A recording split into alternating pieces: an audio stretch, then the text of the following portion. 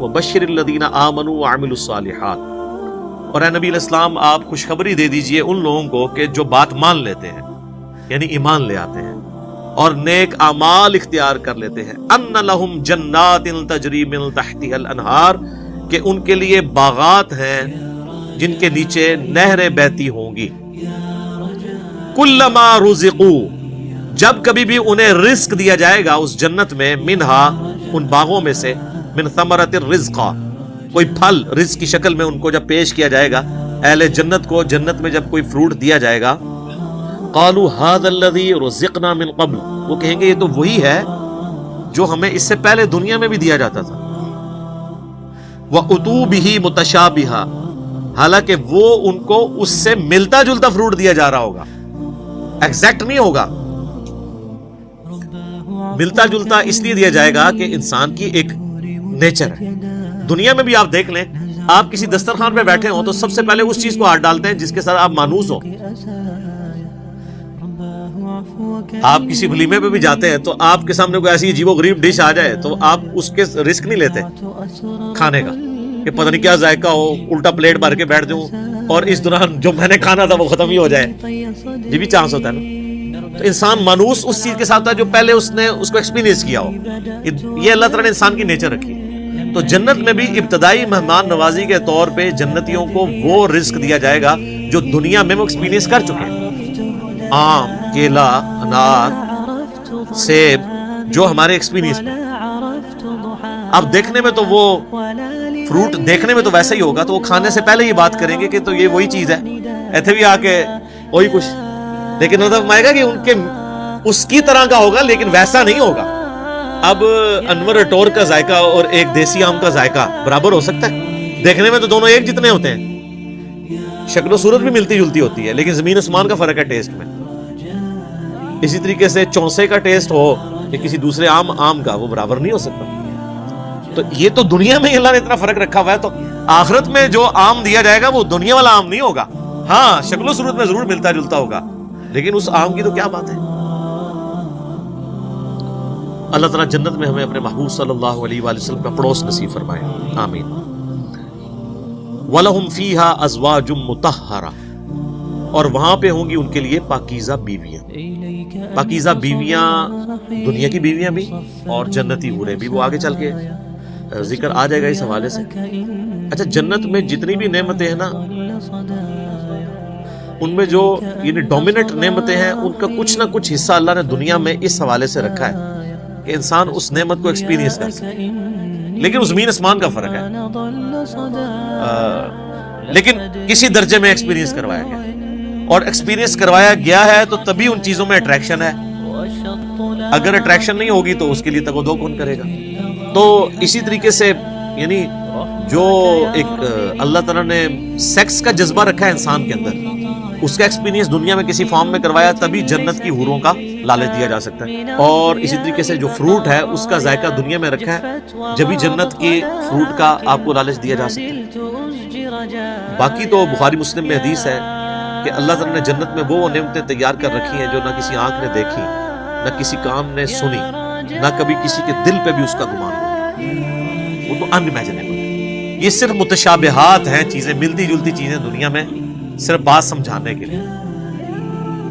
اور دنیا کی نعمتیں تو فنا ہونے والی ہیں، لیکن ان نعمتوں کے ساتھ آ رہا ہے وَهُمْ فِيهَا خَالِدُونَ، وہ رہیں گے ہمیشہ ہمیشہ اس کے اندر، نہ ختم ہونے والی نعمتیں۔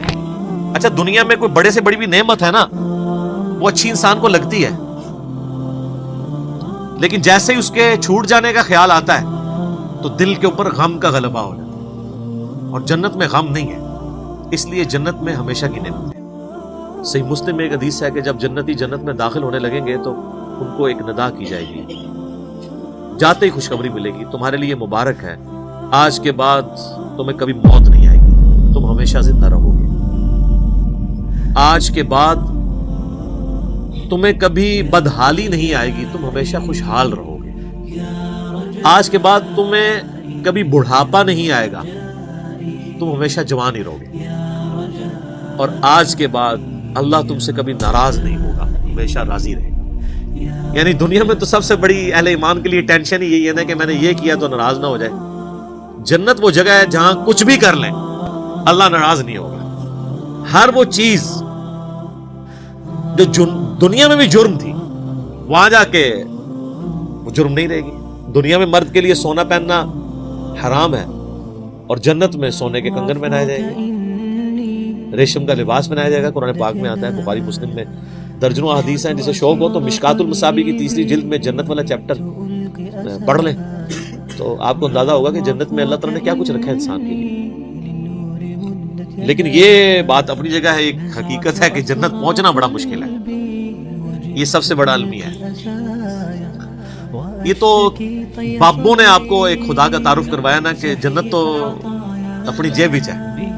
کتابیں یہ نہیں بتاتی, کتابیں کچھ اور ہی بتاتی. صحیح مسلم میں حدیث ہے کہ اللہ تعالیٰ نے جنت کو ناگوار چیزوں سے ڈھانپ رکھا ہے. یعنی جنت تک پہنچنے کے لیے کئی ناگوار چیزوں سے آپ کو گزرنا پڑے گا, پھر جنت آئے گی. اور جہنم کو اللہ تعالیٰ نے خوشنما چیزوں سے ڈھانپ رکھا ہے. یعنی ہر اٹریکٹ فل چیز دوزخ کی طرف لے کے چلی جائے. ناگواری تو ہے نا, یعنی روزانہ 5 وقت نماز پڑھنا دنیاوی طور پہ ایک تردد تو ہے, سردیوں میں وضو کرنا ایک تردد تو ہے, گرمیوں کے روزے رکھنا ایک تردد تو ہے, حلال اور حرام کا فرق کرنا ایک تردد تو ہے. اور دوسری طرف آپ جو اپنی مرضی کے مطابق کوئی بھی کام کرتے جائیں وہ سیدھا آپ کو دوزخ کی طرف لے جائے گا, جو آپ اپنی مرضی سے کریں گے. اور جو اللہ کی مرضی سے کرنا پڑتا ہے اس میں تردد تو ہے, ظاہر وہ نفس کے خلاف ہے. یہ مسلم شریف کی حدیث کمال حدیث ہے کہ جنت ناگوار چیزوں سے ڈھانپی ہوئی ہے اور جہنم خوشنما چیز. اس کی ایکسپلینیشن جامعہ ترمذی میں, سنن ابی داؤد میں, سنن نسائی اور ابن ماجہ میں ہے کہ جب اللہ تعالیٰ نے جنت کو پیدا کیا تو حضرت جبرائیل علیہ السلام سے کہا کہ جائیں جنت کو جا کے وزٹ کریں کہ میں نے کیسی رہنے کی جگہ بنائی ہے.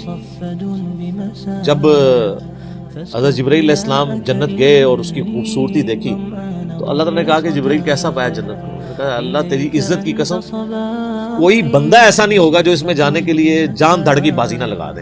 کیا زبردست جگہ تو نے بنائی ہے. اللہ نے فرمایا اچھا. اللہ تعالیٰ نے جنت کو ناگوار چیزوں سے ڈھانپ دیا, کہ مسلم شریف کی حدیث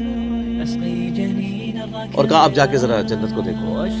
جب وہ دیکھ کے آئے تو انہوں نے کہا تیری عزت کی قسم مجھے نہیں لگتا کوئی بندہ جنت میں جانے میں کامیاب ہوگا, اتنا مشکل ہے. سر یہ ہے کتابوں کا خدا.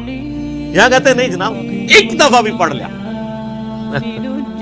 ایک دفعہ بھی پڑھ لیا, ایک پھیرا ہی لگے گا. اور سورہ فرقان میں اللہ فرماتا ہے کہ جہنم ہمیشہ رہنے کے لیے بھی بری جگہ ہے اور ایک لمحے کے لیے رہنے کے لیے بھی بری جگہ. آپ لاکھ کہتے رہے کہ پھیرا لگے.